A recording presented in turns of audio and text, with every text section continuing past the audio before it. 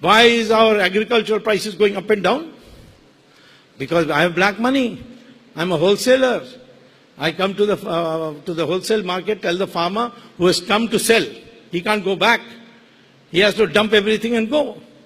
So I tell him, give me at the lowest possible price, here's the cash. Farmer only takes cash.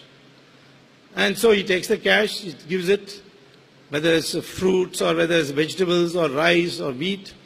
And then this buyer puts it in cold storage.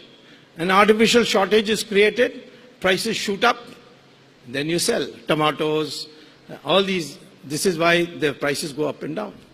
And today we have given permission which no other country has given in the world, again due to the previous finance minister, that industrial corporations can do forward trading in agriculture.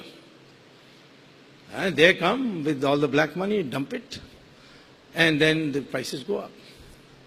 So all this money, then what do you do with that money? Well, you keep it in boxes in your country, in your own house, or in safe houses, or you send it out. So you send it out how? Hawala people. Where do the Hawala people take the money? They don't take any money. You give them a container of rupees, they will leave it here. But they will travel to Dubai. There they will phone up their agent in Switzerland and saying, I have got X crores of rupees with me now at the exchange rate of 70 rupees to a dollar. Please deposit in this Swiss bank account or Cayman Island account or Virgin Island account in this numbered account. So he gives the name of the number of the account. And it's all done by internet. So they deposit in the account dollars. And then when somebody from that foreign country wants to come to India and doesn't want exchange rate of 68 but wants an exchange rate of 70, the same Hawala chap says, okay, I've got a container, I'll give it out of that. And you pay me 70 rupees per dollar. So this is the way it is being done. Now, you can't do a transaction of this kind in Dubai unless you inform Dawood Ibrahim and unless you inform the ISI of Pakistan. That means Pakistan knows who is depositing how much money in which bank account, because the Hawala man to survive has to tell that to the Pakistanis in Dubai. Look at the control they get over our society. Why is it that people in our country in high places all the time pleading for normalcy with Pakistan, particularly cinema stars? Because they know Pakistan can publish one item in the newspaper and they'll be finished in this country.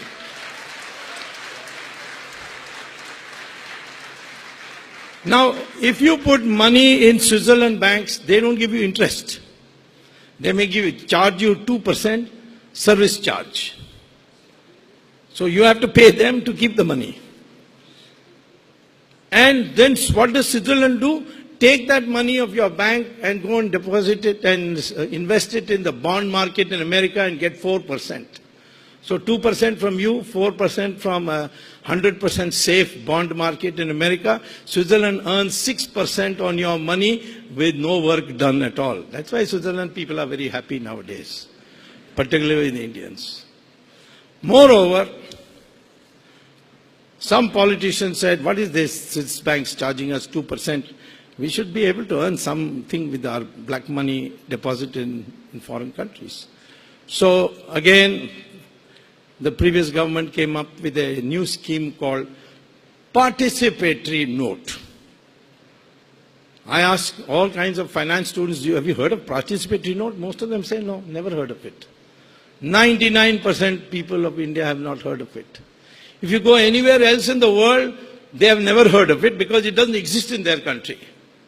Only country in the world participatory note exists is India. And what is this participatory note?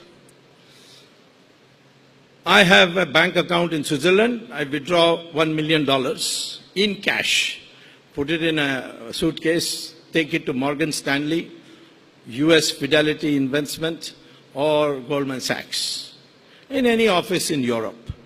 Show my Indian passport. Why Indian passport? Because only India honors participatory notes. No other country in the world has it. So show Indian passport. Any terrorist can show an Indian passport. You can get it for 500 rupees in Chandni Chowk in Delhi. That's not a problem. So terrorists also use this route.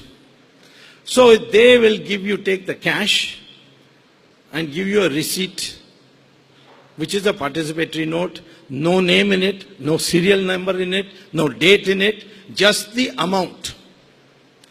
And with that you come to that piece of paper, you come to India, make a photostat copy and give it to Reserve Bank. They will give you a chit, because in India participatory note is legal. And that chit says that received such and such a participatory note of this thing. Then you go with this to a stockbroker and say, I want to buy stocks. No questions asked. If you go, then they will ask, SEBI will send you a questionnaire. Where do you get this money? Which bank account? Where do you take it out? But by an amendment passed by the previous government, this will never be asked of participatory notes. So the participatory note is used to buy stocks. The stocks go up because your demand for that stock has gone up. And at a peak you sell it, and he'll give you rupees. You take those rupees and pay 30% capital gains tax, and the Reserve Bank will give you dollars. Now it is white dollars, not black dollars, and you go back. This has been going on. The largest contribution to our foreign investment today is participatory note. And the second largest is investment by Mauritius. America is 5th in the rank today. Ask the Reserve Bank for foreign investment data.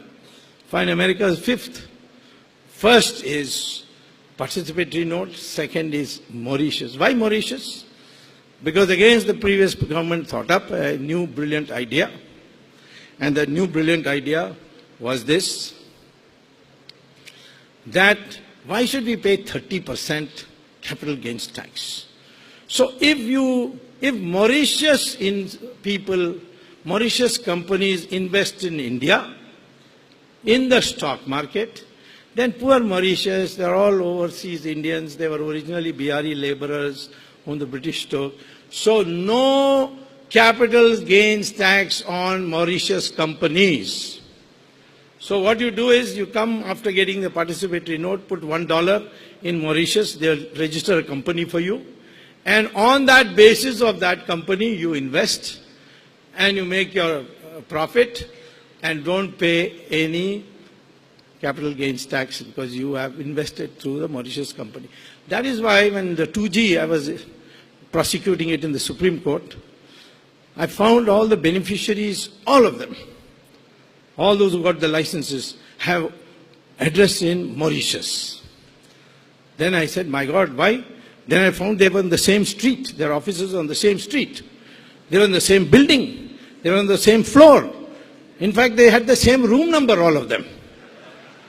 So I had somebody visit that room number, and he says there's a lock and key and there's no furniture inside. So it is a sham, the use of Mauritius. And this is how our foreign, people cry about foreign investment. Our foreign investment has risen. Please see the breakdown. Is it more participatory notes? Is it more Mauritius? And now Singapore is also joining that. So this is how the Indian economy has been distorted. The black money has taken over your economy.